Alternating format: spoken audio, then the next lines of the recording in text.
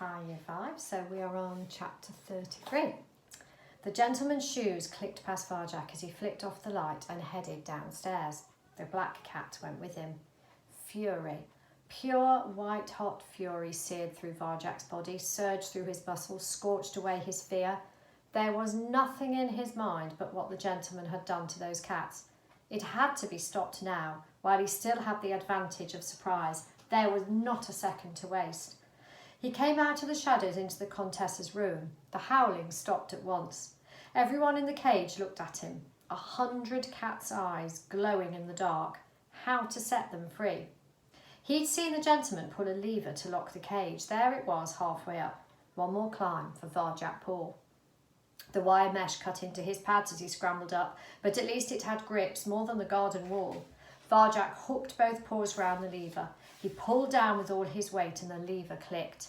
The metal door swung open. Cats began to stream out. They were pushing and shoving, fighting each other to get away first. "Wait," cried Varjak. "Everyone, we have to work together." No one was listening. They were running in a panic out of the darkness of the Contessa's room. Varjak leapt down off the cage. It was chaos on the ground. Paws and claws and tails like snakes writhed as 100 cats fought for their freedom.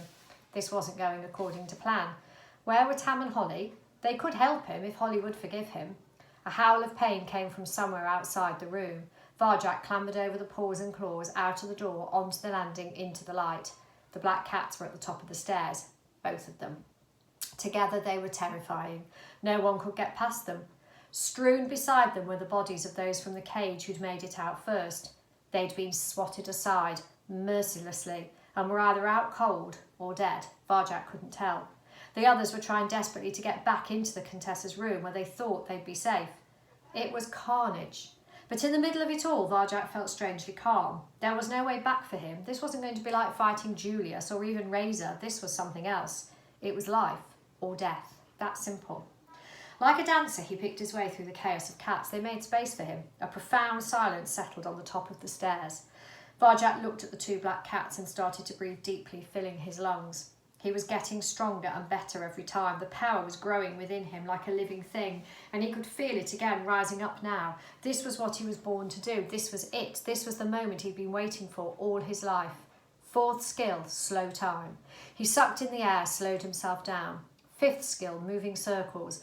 Varjak came at the gentleman's cats, powerful as a pulsing breath. Sixth skill, shadow walking. Varjak flickered out of sight. The black cat's whiskers twitched as if they knew something was about to happen, but they didn't know what. Varjak's moving circle lifted him up, flying, an arc of vengeance aimed at the enemy. For the elder Paw, for Holly and Tam, for every cat who'd vanished off the streets. The power rose up in Varjak's paws. Claws slid out, white knives of fury, and slashed the gentleman's cats. Varjak was out of the shadows now. All the energy, all the darkness and light was flowing through him, going out in blow after blow after blow. Everyone who'd ever put him down, every time he'd walked away, all his anger and his pain went into that attack.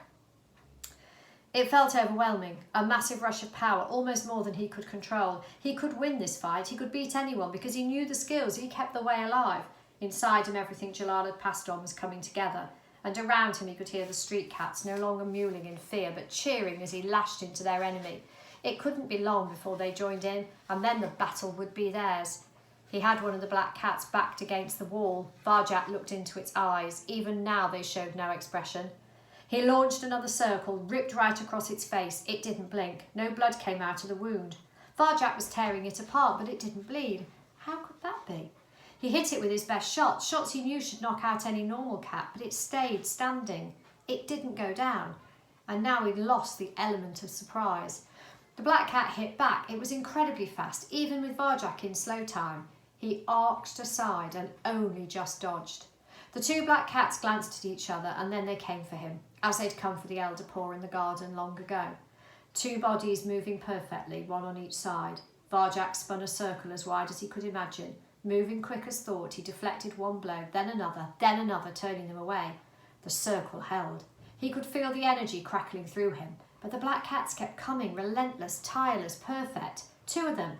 They didn't give him a chance, a moment to think. Never an opening, never a chance. It took all his power, all his concentration to fend them off. and slowly they forced him back towards the Contessa's room. Smash! One of the black cats broke through his circle. His defences were down. He reeled off balance. It leapt on him, wrestled him to the ground. Varjak twisted away, but it was no good. His enemy had him now. It was beating him into the floor. Hard to breathe. Where were the others? Why weren't they helping? Must break free. Varjak lashed out. The weight pressed down on him, pinning his paws, crushing his lungs. Varjak gagged, no air. Black eyes filled his sight. He'd used all the skills and they weren't enough. The way wasn't enough. But there had to be a way to win. There had to. At the edge of his vision, he saw a flash of black and white fur, a gravelly voice. The collars. The collars. Varjak looked at the black cat's neck. It wore a collar like the toy cat's. He looked into its eyes, so strange, not like cat's eyes, glassy.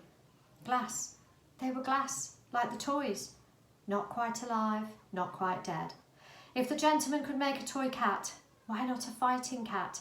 A perfect machine, couldn't be killed, didn't bleed, never gave up, could be turned on or off from the collar. Last chance. He sucked in the air, sucked it all in and let it out in one last blast, a desperate lunge for the throat. His teeth closed around the collar, wrenched back and ripped right through it. The collar curled off the black cat's neck. Its eyes opened wide in surprise. It started to raise a paw, but it was slowing, and slowly, almost gracefully, it ground down to a stop.